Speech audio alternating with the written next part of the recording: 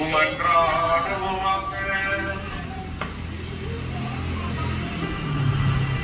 என்றென்றும் உள்ள எல்லாம் வல்ல இறைவா, நீ குருத்தோலைகளை உமது ஆசியால் புனிதப்படுத்தியருளும். அதனால் கிறிஸ்து அரசனை அக்கறைப்படும் பின்பற்றும் நாங்கள் அவர் வழியாக நிலையான எருசலேமுக்குள் வந்து சேர ஆற்றல் பெறுவோமாக. என்றென்றும் வாழ்ந்து ஆட்சி செய்கின்ற வழியாக உம்மை மன்றாடுகின்றோம்.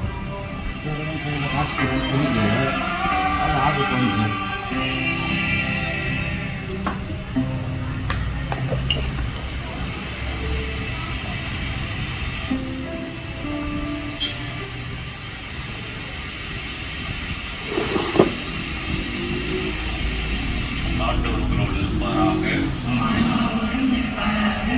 புனித மத்தேயு எழுதிய தூய நற்செய்தியிலிருந்து வாசகம். அதிகாரம் 21 இறைவார்த்தைகள் 1 முதல் 11 முடிய. இயேசு தம் சீடரோடு எருசலேமை நெருங்கி சென்று ஒலிவ மலை அருகிலிருந்து பெத்பகு என்னும் ஊரை அடைந்த போது 2 சீடர்களை அனுப்பி, நீங்கள் உங்களுக்கு எதிரே இருக்கும் ஊருக்குள் செல்லுங்கள். சென்ற உடனே அங்கே கட்டி வைக்கப்பட்டிருக்கிற ஒரு கழுதையையும் அதனோடு ஒரு குட்டியையும் காண்பீர்கள். அவற்றை அவிழ்த்து என்னிடம் கொண்டு வாருங்கள். யாராவது உங்களிடம் ஏதேனும் சொன்னால் இவை ஆண்டவருக்கு தேவை என சொல்லுங்கள். உடனே அவர் அவற்றை அனுப்பி விடுவார் என்றார்.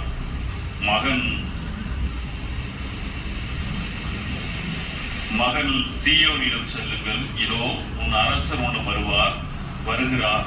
அவர் எளிமையுள்ளவர், கழுதையின் மேல் ஏறி வருகிறார், கழுதை குட்டியின் மேல் அமர்ந்து வருகிறார் என்று இறைவாக்கினர் உரைத்தது நிறைவேறவே இவ்வாறு நிகழ்ந்தது. சீடர் போய் இயேசு தங்களுக்கு பணித்தபடியே செய்தார்கள். அவர் கழுதையையும் குட்டியையும் ஓட்டி கொண்டு வந்து அவற்றின் மேல் தங்கள் மேலுடைகளை போட்டு இயேசுவை அமரச் செய்தார்கள். பெருந்திரளான மக்கள் தங்கள் மேலுடைகளை வழியிலே விரித்தார்கள். வேறு சிலர் மரங்களிலிருந்து கிளைகளை வெட்டி வழியில் பரப்பினர். முன்னே பின்னே சென்ற கூட்டத்தினர், தாவீதின் மகனுக்கு ஓசன்னா, ஆண்டவர் பெயரால் வருகிறவர் ஆசி பெற்றவர், உன்னதத்தில் ஓசனா என்று சொல்லி ஆர்ப்பரித்தனர்.